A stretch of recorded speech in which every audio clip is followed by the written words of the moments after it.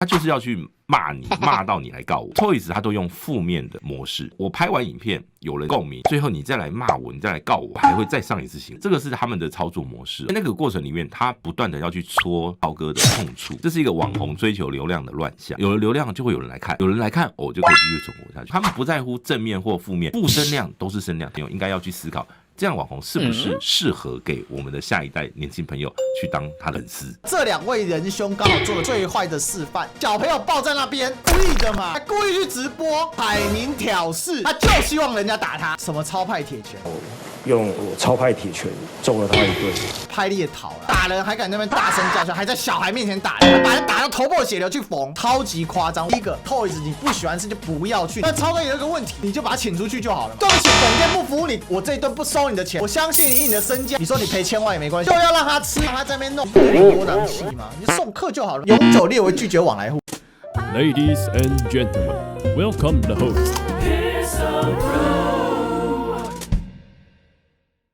欢迎回来，这里是历史一起秀的现场，我是主持人历史哥李一修，我们继续追寻历史最有真相。我们今天现场大来宾是我们资深媒体人黄一鸣波基。大家好，好，那我们刚才呢上一趴我们已经聊完兄弟是永远的，但我们这一趴要来聊什么呢？铁拳是超派的，我们来有请五瓦派，我们来有请超派专家黄阳明来跟我们解释一下。超派专家，其实以前我每次看那个超哥的影片我都是，我有订阅他，他的影片其实就是一个炫富不止炫富，他也有一种叫做行侠仗义啦，就动不动就去发游民面包便当啊，或者是去找一些这种什么那种快要关的店把它顶下来啊，然后说好啦，我来挺你啦，什么类似这种的。就某种程度上，他有他的人设那当然他本来就不是走那种什么正经路线，阿弟啊，那种温良恭俭让的路线只是说他跟 Toys 的这个恩怨。我觉得以这一次的这整件事件来讲，这一次那个就 Toys 他被打的这个事件来讲 ，Toys 要求人得人，就 Toys 他想要的就是流量，很简单 ，Toys 是一个台湾的流量鬼才，像政坛流量鬼才就是叶元之嘛，那这个那个网红界的就是 Toys，而且他都用负面的模式，他从一开始那个美食公道博这个单元。他就是走这个模式，他就是吐槽的，他就是要去骂你，骂到你来告我，因为我拍完影片有人共鸣，最后你再来骂我，你再来告我，我还会再上一次新闻，这个是他们的操作模式所以过去美食公道博他真的是被告过，所以他也因为这样把他的这个系列打响名号，对，当然他后来因为这个卷入这个贩毒啊或者什么这样的一个负面新闻里面之后，他在 YT 圈里面一定就没有朋友了，因为他。就像呱吉讲的，就是说之前什么他去抱怨九妹那个大麻的事情的时候，他说为什么大家都去挺九妹没有挺他？呱吉就说因为你没有朋友啊，就很简单。他说不跟对错无关是因为九妹有朋友，你没有朋友啊。那现在很明显，你看从去年他跟超派的这个超哥的。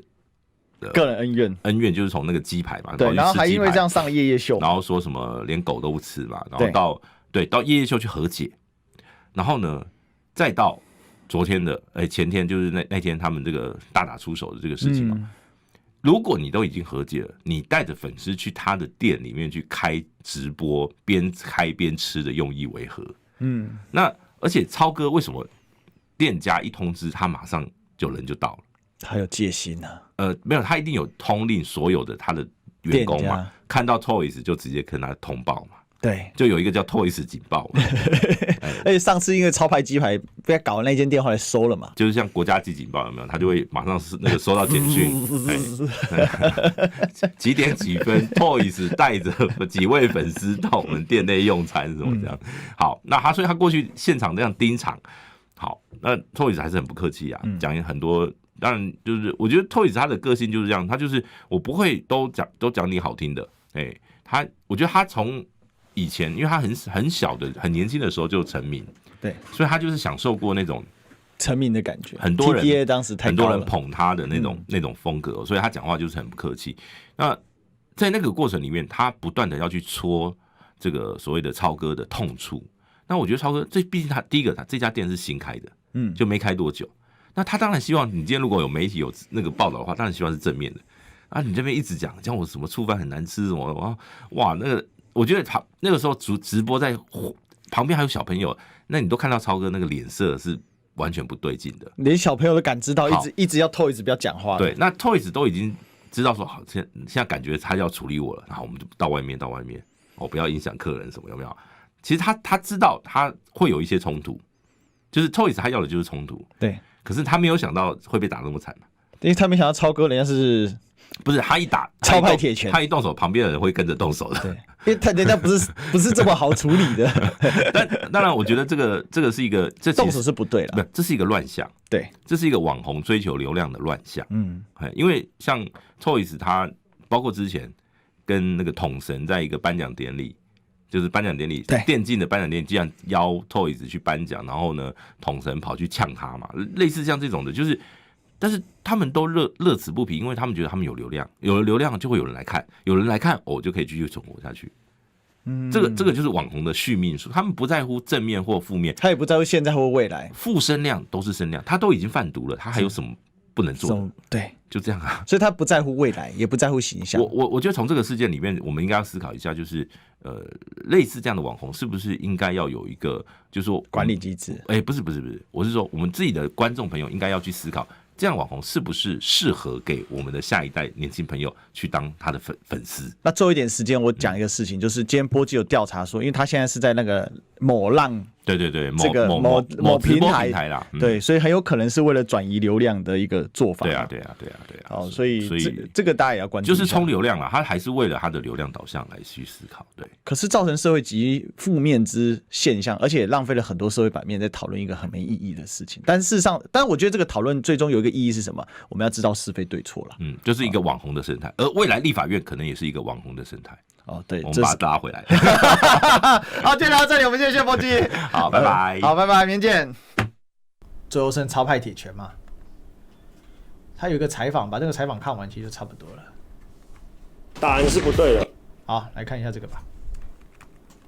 答案是不对的。时间如果再倒回一次的话，我还是会揍他。触犯超难事。思虑之下，所以我就用我超派铁拳揍了他一顿。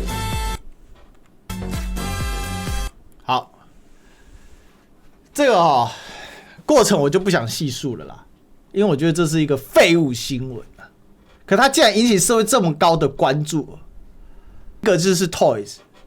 刚才我们那个 Tony 小猫问得很好，为什么 Toys 一个在台湾贩毒的香港人，他可以在外面横大街走路，可以继续直播，那没他的事一样。甚至可能在争取缓刑，他买了一堆大麻烟弹，他就该被关。另外一个叫超派，叫做超哥，他的频道其实我有订阅。那个超哥表面上炫富，今天小编也在问我，另外一个小编在问我，说他感觉很给力，很马酷，很硬背景很硬我说哪里硬？一点都不硬。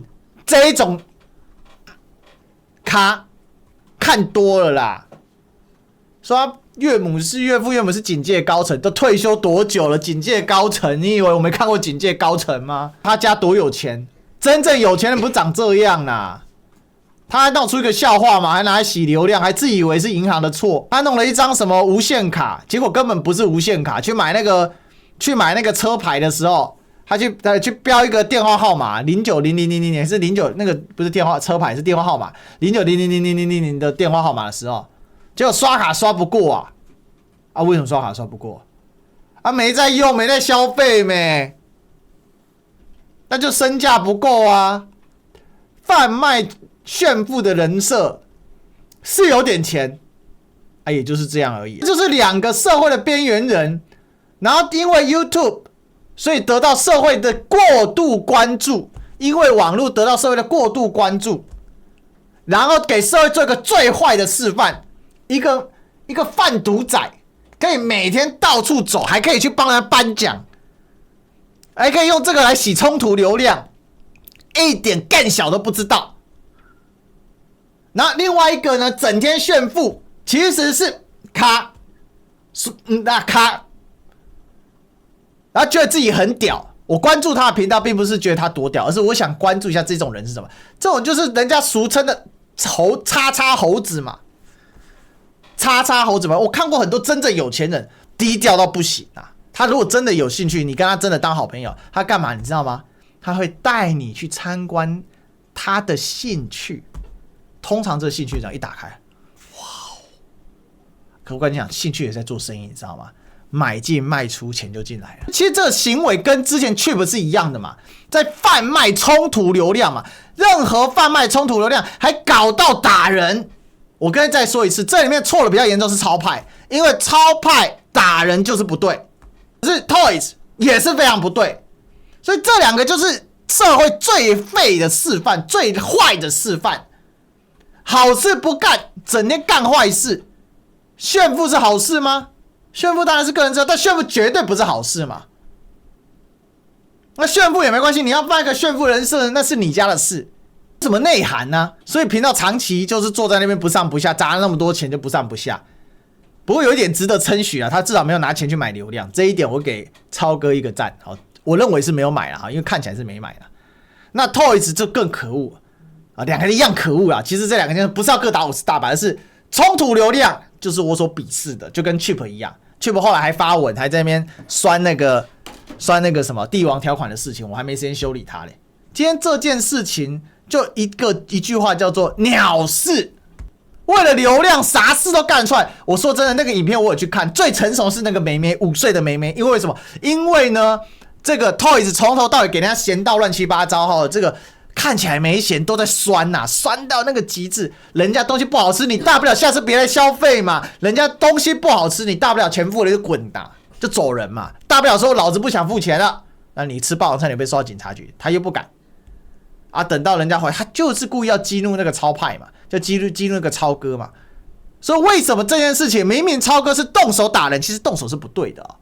可是为什么酸 Toys 的人不少，甚至有人在那边挺超哥，但是后来当然超哥也被反酸的很严重，因为动手是不对。结果那个妹妹5岁而已，一直在给 Toys 安抚，Toys 在那边说她是他女儿啊。你是要脸还不要脸？你如果真的把那个小女生，那个女生当成你的女儿的话，把她牵扯进这种社会事是对的吗？5岁的小孩安抚你还不够，要偏偏要闹到这种事情。当然超哥打人不对，好，回过头来，超哥还叫你哥嘞，超弟吧，超乱吧，都死人了，在小朋友面前开扁，还说时间冲我会揍他，你有没有反省啊？这种人最好抓去关啊，通通抓去关。卖毒的抓去关，当街打人都要抓去关。但问题可悲的台湾社会，这些人都在外面洗流量，所以我们需要一个拨乱反正。为什么我们这次回过头来，为什么我们对这一次大选的结果，大家会有个气？为什么对于假民调很生气？为什么对于这一些不公不义的事很生气？台湾已经乱了几年了，大家想拨乱反正，结果闹到现在立法院可能还要失守，自然而然台湾人生气啊。但大家不高兴啊，就是这么简单的问题啊！这两位仁兄刚好做了最坏的示范，就是贩毒你就鼻子摸着就消失，然后时间到去关完滚出去，你不要再回来台湾了。另外一个一样，